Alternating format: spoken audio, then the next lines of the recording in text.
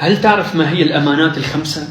علموها لأولادكم وكباركم وصغاركم حتى تعيشوا بأمان وتموتون بأمان بإذن الله. الأمان الأول قال رسول الله صلى الله عليه وسلم: صلوا عليه وسلموا تسليما، من صلى الصبح فهو في ذمة الله. معناه هو في حفظ الله ورعايته، ولو أحد ظلمك يقتص الله منه ويأتيك بحقك. الأمان الثاني قال رسول الله صلى الله عليه وسلم: من قرأ آية الكرسي دبر كل صلاة ليس بينه وبين الجنة إلا الموت.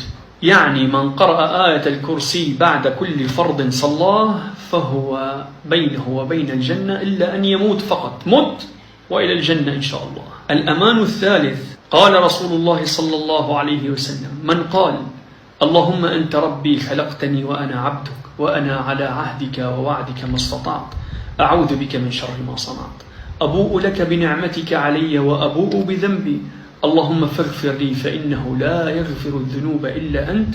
من قالها من نهاره وهو موقن بها ومات دخل الجنة، ومن قالها في ليله وهو موقن منها ومات دخل الجنة. الأمان الرابع ضد المصائب الفجائية.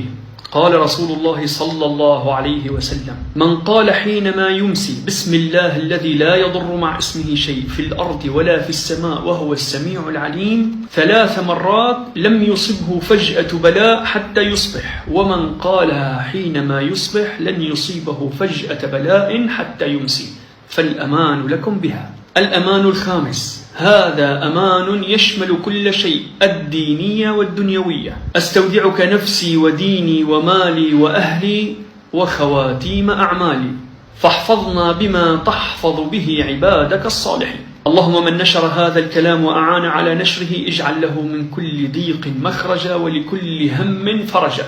اللهم آمين. سبحانك اللهم وبحمدك أشهد أن لا إله إلا أنت، أستغفرك وأتوب إليك.